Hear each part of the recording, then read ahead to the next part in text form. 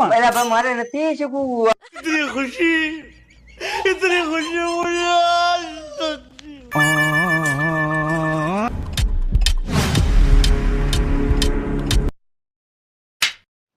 દૂધ છે એમાં. તો આલી ચા પી.